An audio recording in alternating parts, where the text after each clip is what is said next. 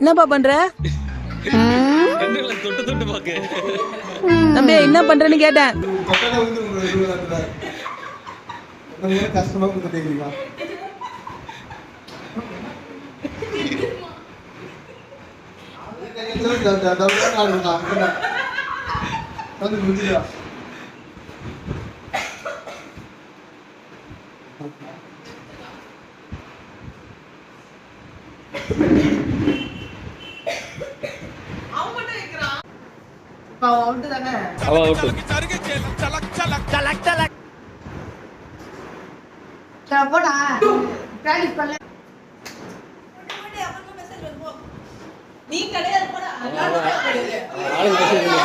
நான் சொல்ல நம்ம பையன் 10ஆம் கிளாஸ் ஃபெயில் இவன் தான்.